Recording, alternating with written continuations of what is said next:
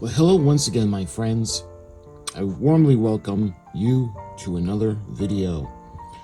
My fellow historians, my fellow lovers of ocean liners, and my fellow lovers of everything interesting. You can see what we have in the background is we have a Glencoe version of the 1/400 scale SS United States model kit, and we'll be using that as a backdrop because I think that's the beautiful painting, and that's actually the best picture of her that I have. Before I begin, I just want to give a quick shout out to a good buddy of mine, Alan Urban. Alan, thank you so much for turning me on to this book. I love it. My friend Alan has a channel, Commodore Urban, and he did a review on the book. And as soon as I seen it, I knew I had to get it. And my wife actually got it for me for Christmas. So I want to share it with you guys. There's so much information on this book. And it's going to be about this lovely lady right here, the SS United States. We had done this model, let's see, I finished this maybe a year or two ago. And this was one of those models that was started and kind of a mess, and I thought it could use a home. And it was the Revell, it was the issue from the 50s, so I thought, well, she probably should be saved. So I saved her, and I was able to take her apart, re-glue her, repaint her, and I put the lights in. Hopefully you can see she's got the king posts lit up. There is a light that's supposed to be on the mast, but it didn't work, and of course I didn't find that out till it was already installed and finished. But hopefully you can see on the bottom right over here, she has her blue ribbon flying. She still holds the blue ribbon to this day. We put up the flags, and there's a couple over time. There's something happened with the moisture where the vents on the back of the smokestacks, it looks like they got smudged a little bit. Because I didn't have the decals for those like they do in the reissue. And I also, one of the bigger things that they have now in the re-release, they have decals of the tennis courts. I've never seen a ship with so many tennis courts, but I had to paint them on. That's why they are far from perfect, as you can tell, because I didn't have the decals for them. But we did the flags all the way to the back, and you can see the aft end, the posts that are lit up, all the way back to the flag. Anyway, I did a whole build if you want to check it out on the SS United States. I got another project of the SS United States in the works involving the Ideal Toy Corporation. So that's going to be really fun. That'll be coming out at some point this year. But what I want to show you, the whole purpose of this video was to show you the book. So why don't we put all this aside, and I'll show you guys the book that I'm referring to for the SS United States.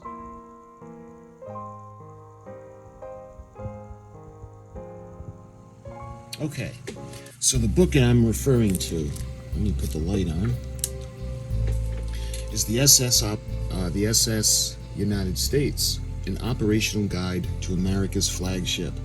And I have to thank my wife for this wonderful gift. When I got it, I knew what it was, and when I opened it up, I just loved it. And going through this book is amazing. This is by James R. Rindfleisch. I hope I'm pronouncing his name correctly. And F. Samuel Bauer and Stanton R. Daywalt. You can see a beautiful picture of her coming in as the sun sets. And what I like about this book is all the references of the United States, and it's different with this because there have been a lot of books about the SS United States, about the voyages, the people, the stars that have been on it, the whole story with Gibbs, the creator, and his family,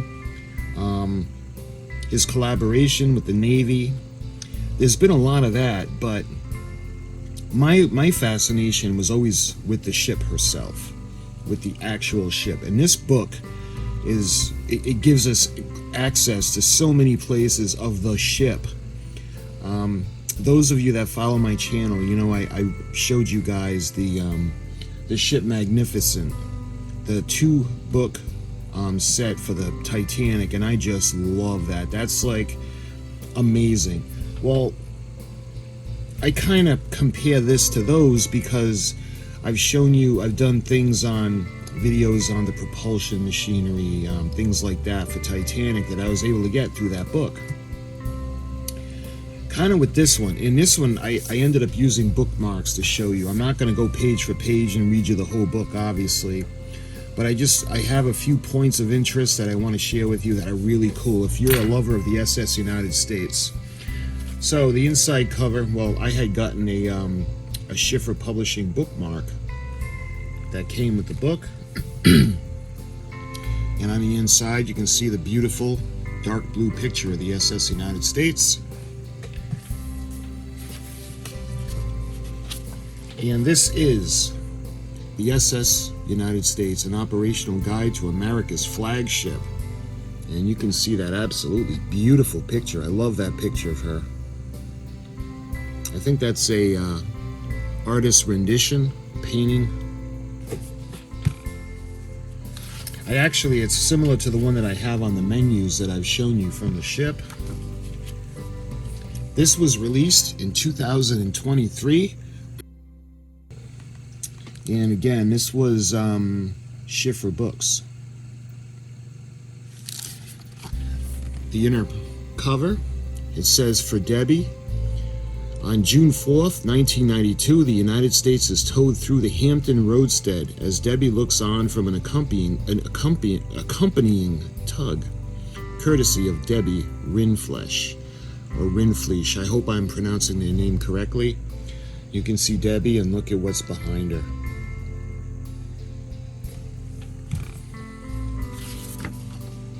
All right, moving on to the contents. This is where we're really going to start to see all these really cool little goodies of this book. We have the introduction. Chapter 1 is the design, which includes the plans, specifications, principal statistics, the owners, the builders, early renderings of the ship, and the United States as a troop ship. Chapter 2 is the construction and the launching. Construction in 1,218 days. The Shroud of Secrecy. Construction begins on hull 488.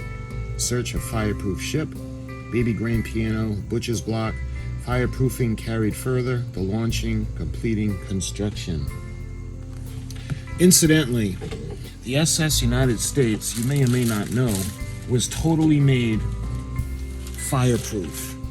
And you may be wondering why they would have gone out of their way to make it fireproof. Well, I've showed you guys a book on, it's called Fire at Sea by Thomas Gallagher. And we're talking about the SS Morro Castle.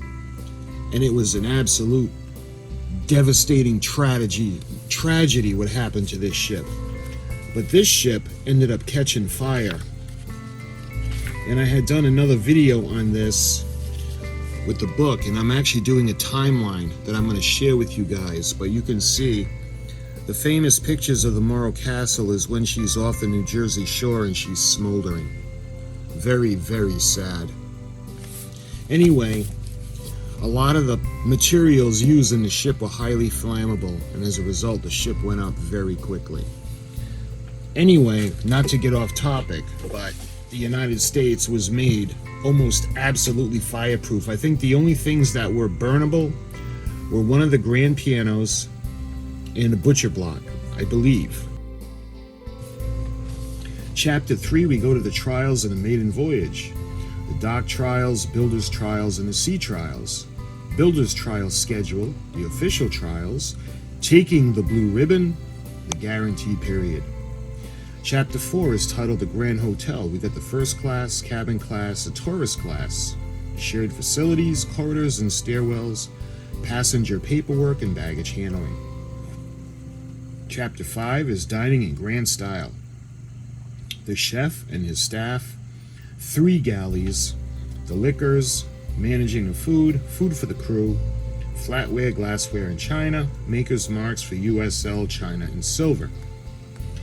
Chapter 6, we have the special features, amenities, and safety. interior decoration and artwork, passenger amenities and stewards department, safety, the hospital, nameplates, notices, and markings. Moving on to chapter 7, it says, it's titled Running a Tight Ship. Linens, laundries, the kennels, servants and corpses. Servants, and corpses. Paperwork and the purser, a master-at-arms, the brig, stowaways, discipline, dry docking, the United States. We go on to chapter 8, the engineering department, the startup procedure, and this is really cool. This is one of the things I want to show you. The boiler room, the engine room, of course, one of my favorites. I want to share the engine room with you. The auxiliary machine rooms, water systems, the bilge systems, and the Kaiser's waterworks. The anchor, handling, and the windlass rooms, shafts and bearings, the propellers, the steering gear, the electrical system, the ballasts, fuel oil, stability, and trim. Did the big U shake? 145. Moving on to chapter 9. We've got the crew and navigation, organization of the crew, the rank, the authority, and the officers' uniforms. Officers' country and deck department quarters. Quarters for other departments. The main bridge, the chart room, station KJEH.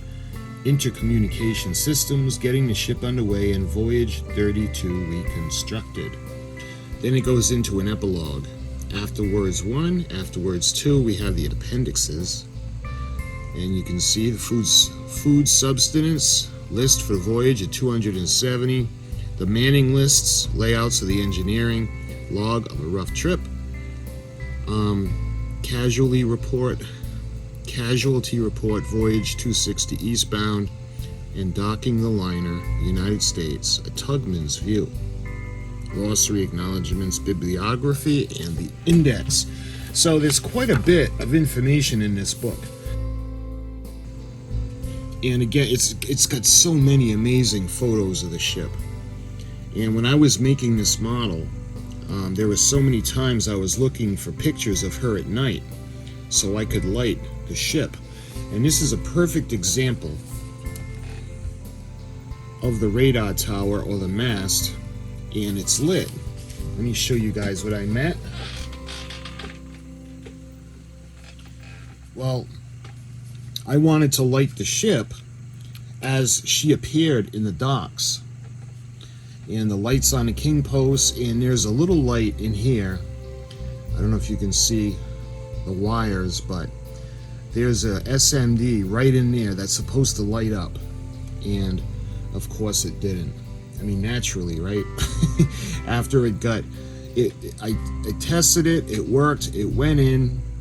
Once I soldered everything and I closed everything up and I brought everything together, I put the switch on and it didn't work. So that's kind of a bummer. You can also see that there's a light over here at the tip of the bow, and I hadn't seen it. A lot of the pictures that I got of the ship at night, my buddy Alan, he's a really big fan of the SS United States, and I got a lot of pictures from him of her at night. That's how I was able to tell where the lights were. The funnels were lit up, the king posts were lit up. In the back as well, the posts, you can see they're lit. So I got a lot of information from my buddy Alan, so I appreciate that, and he's the reason I found out about this book. So why don't we continue?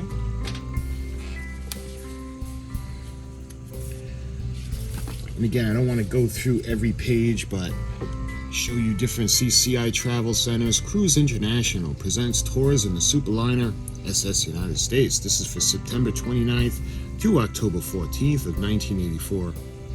This ticket is only good for the date and time below. Sorry, no refunds.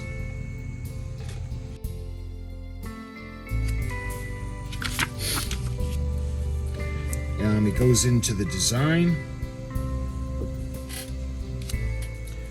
It's worth noting, the hull of the SS United States was surprisingly similar to a clipper ships of the late 1800s. These magnificent sailing vessels were designed and built for speed, competition, was keen and to have the fastest ship was necessary, a tendency that carried over when the wind power was abandoned in favor of steam. The designers of that time had discovered that one of the keys for creating a fast ship was to provide the maximum driving power possible into the lightest, longest, and cleanest hull possible. This was the formula employed by Gibbs and Cox in most of their military designs, and refined with great success in the liner, the SS United States. You see the plans.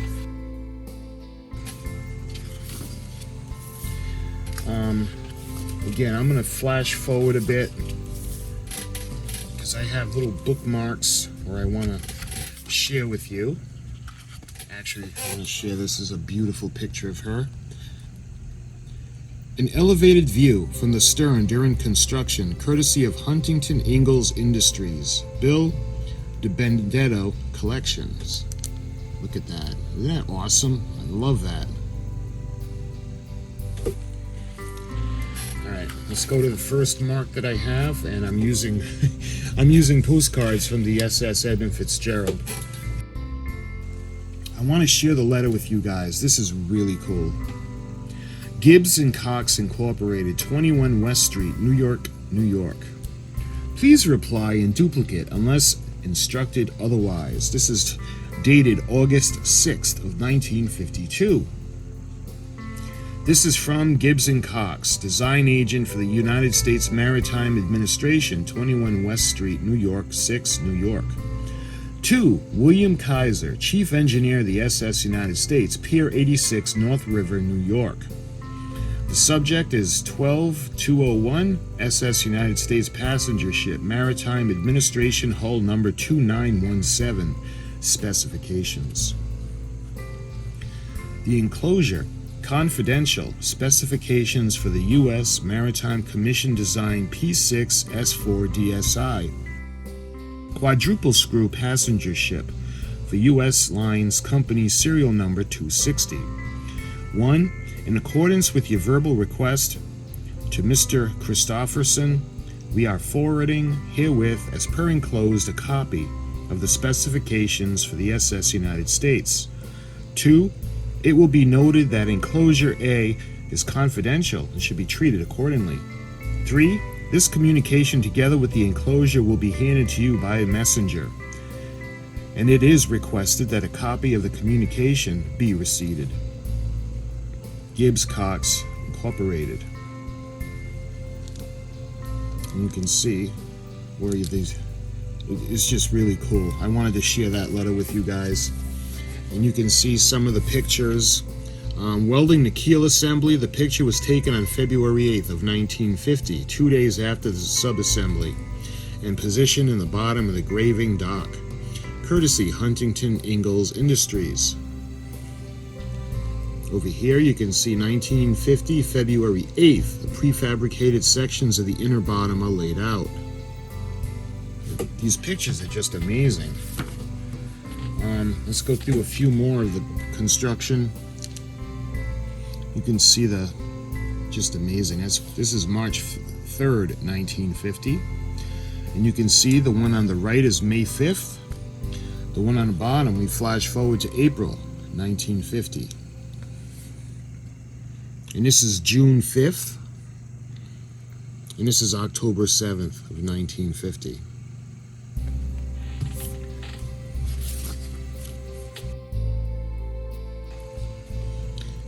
And when you look at her this way, you look at her hull, and I don't know about you guys, but I just think of like an Iowa-class battleship. She's long, she's sleek, and she's light. She's a lot lighter than a battleship. But this is November 7th of 1950. This is December 8th of 1950. Looking forward into the forward engine room. And this is December 8th as well, inside the first class dining room. So it's taking shape.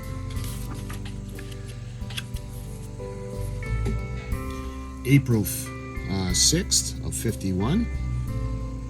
May 7th of 51, and this is June 11th of 1951. Both funnels have now been lifted into place. You see those horns on the front?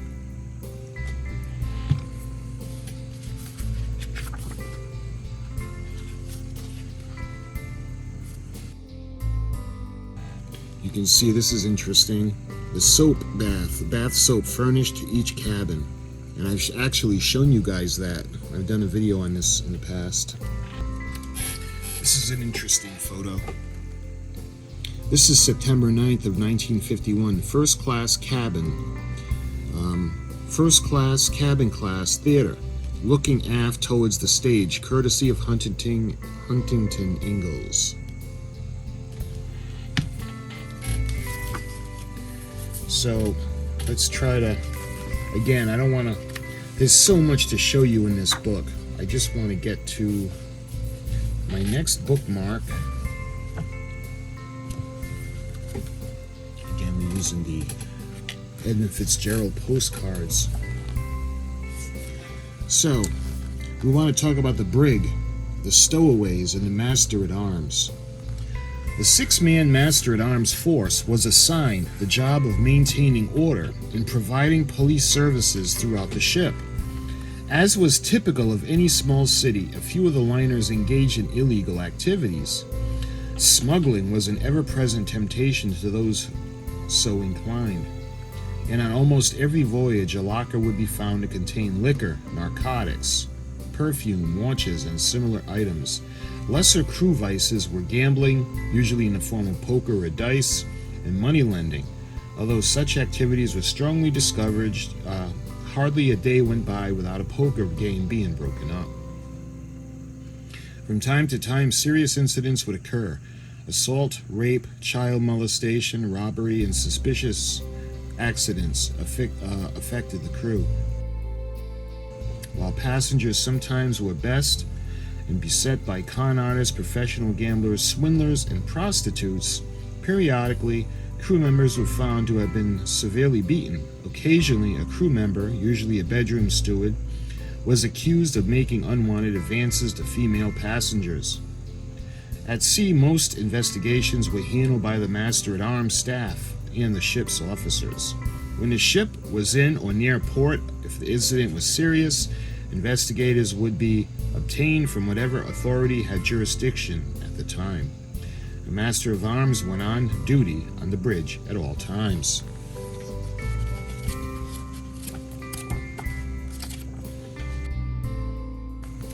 And talking about the brig itself, the jail on the SS United States was a small affair, located amidship on the starboard side on the lowest possible deck, sharing space with the freshwater tanks and sewage ejectors. The brig consisted of an outer room and 2 small cells, each with one bunk bed 2 high. One side of the cell shared a bulkhead with a fuel oil storage wing tank. The doors were of wire mesh, painted white, and the floor was painted dark red. A bucket was provided for use as a toilet. The brig was used mostly for stowaways, but on occasion, unruly seamen were confined for the safety of the vessel or passengers. Candidates or confined people were examined by one of the doctors who would decide if there were medical reasons to confine the malefactor to the hospital instead of the brig. Since there had been several attempted suicides, this was done for good reason. The brig was a truly hellish place due to its small size, heat, and complete isolation. Despite assurances that in case of emergency, cell door would open automatically, some prisoners had a hard time coping with this kind of confinement. During storms, the isolation and working noise of the ship, the roar of the rushing water outside the hull, were very hard on some detainees. For this reason, most inmates were checked every half hour, a service that was generally not available to other passengers except in the ship's hospital. Interestingly enough, there was a jailbreak very early in the ship's career. A stowaway confined in the brig managed to pick a lock on the cell door and escape. This, however, was relative concept since the ship was at sea and there were really no places to go. The escapee was quickly apprehended and covers were welded over, and the lock mechanisms on each door. The ship sailed escape-free thereafter. And it goes into the stowaways, and you actually have mug shots that they had taken.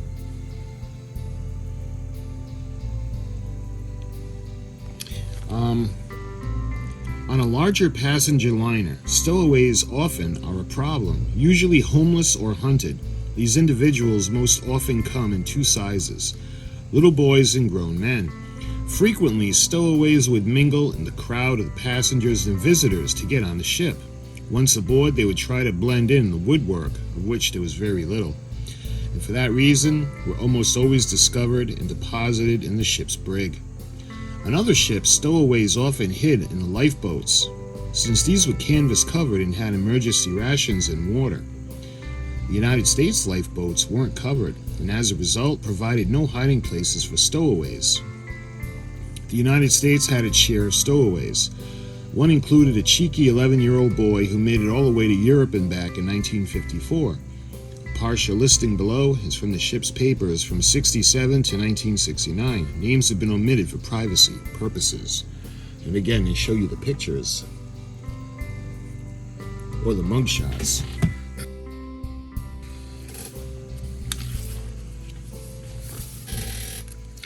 Again, there's just so much information to go over with you guys, but I'm just gonna skip ahead to the next bookmark. And this is the engineering department, and this is really, really cool. Let me show you guys the photo.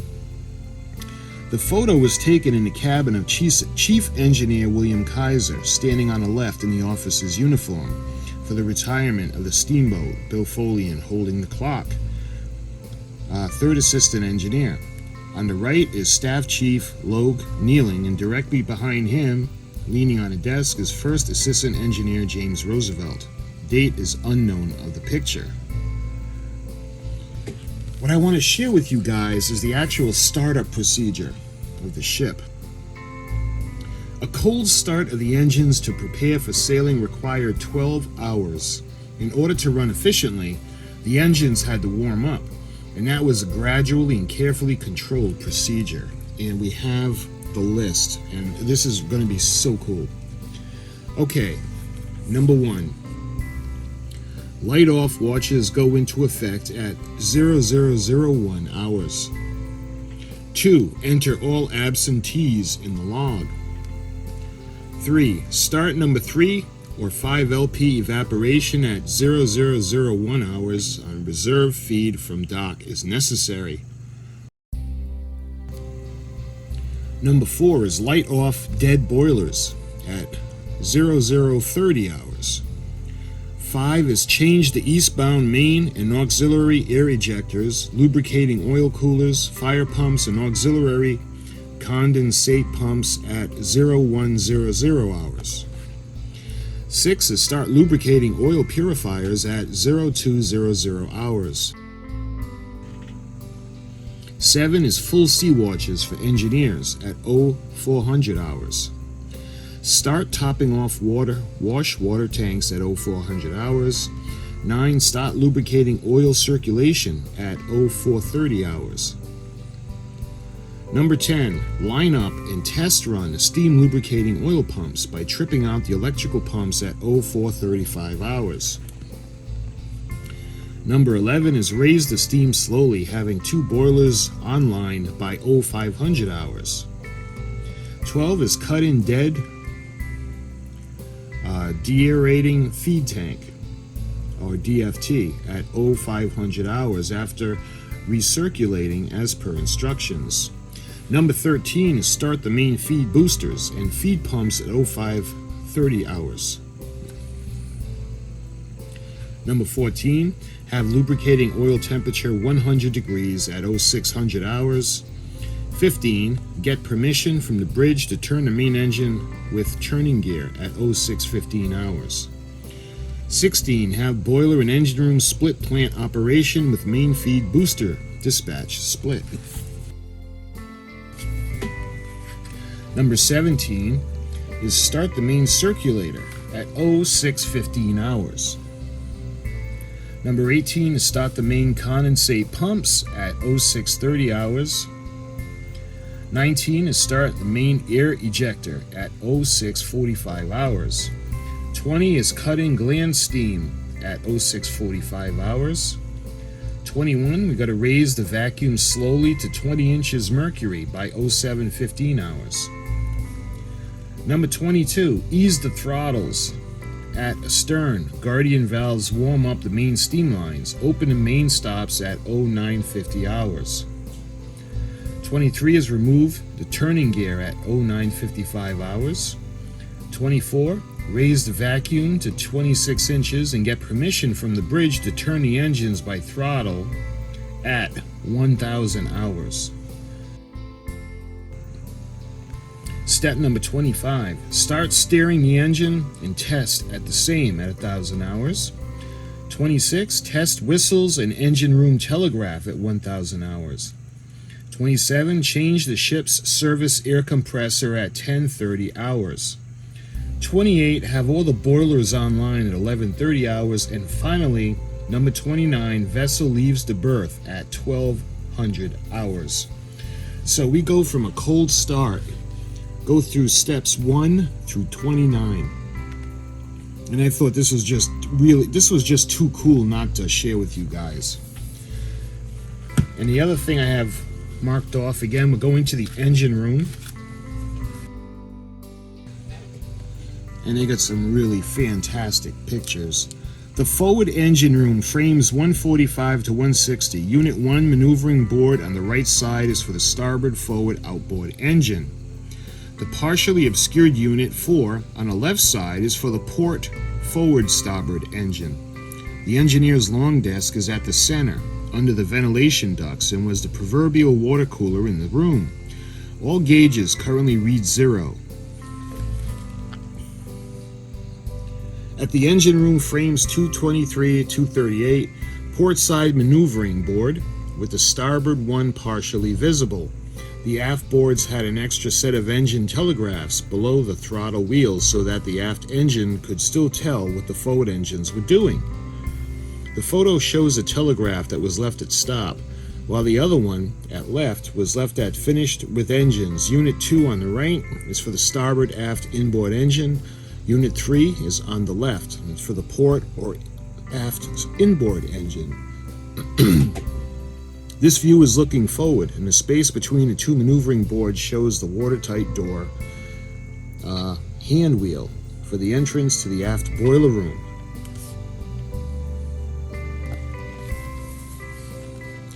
A view of the aft engine showing the starboard Unit 2 maneuvering board. The bottom half, the Worthington Company. This is the aerating, and I hope I'm pronouncing that right. Deaerating water feed heater can be seen on the right between the maneuvering board and the vertical ladder. The silver tank behind the maneuvering board is an air injector condenser. And these are just some really, really cool pictures. This looks like a turbine. Let's see what that is. A view of the forward and the low pressure turbine. Yep. Each shaft was taken by a combination of high pressure and low pressure through double reduction gears. Again, that's the Westinghouse. And you can see we got at the bottom one of the 4 Westinghouse 60,000 SHP standard horsepower turbine gear engine sets. The larger low-pressure turbine is on the right and obscures the smaller high-pressure turbine behind it. The reduction gear housing is on the left, with a walkaway straddling the turbine gear set for inspection purposes.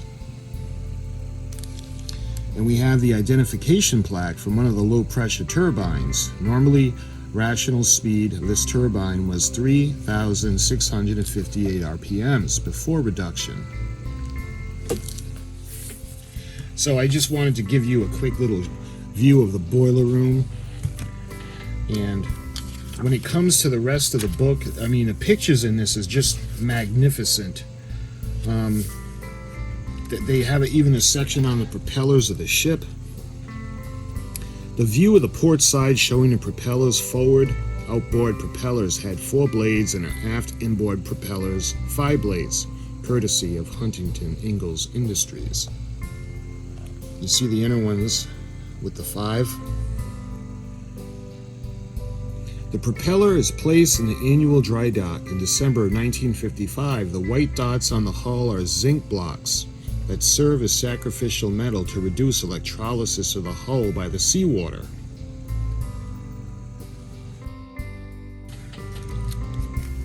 And again, I could just keep going on and on. The electrical system, from the safety manuals, the crew and the navigation. This might be worth noting. The officers, you can see the uniform sleeves or the rank designations. We have the Commodore, or the Chief Engineer.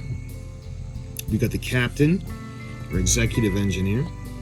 Executive Officer, the First Assistant Engineer, Chief Radio, Chief Surgeon, Chief Purser, or Chief Steward. Next would be the First Officer, First Assistant Radio Officer, the Assistant Surgeon, the Purser, and the Chief Steward, the Assistant. Next would be the Second Officer, Second Assistant Engineer, Second Assistant Radio Operator, 1C Second Steward, Senior Assistant Purser, and the CC Chief Steward, the TC Chief Steward. Moving down, we get the Third Officer, the Third Assistant Engineer, Third Assistant Radio Operator, Second Steward, Assistant Purser, and the Second Steward, I had said.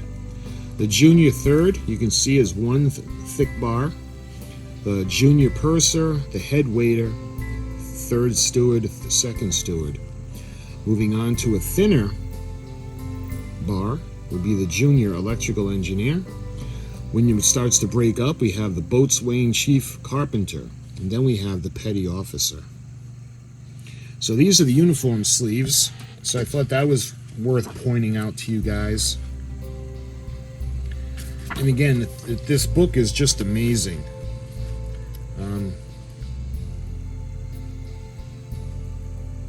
Let's see. This might be worth noting to you as well.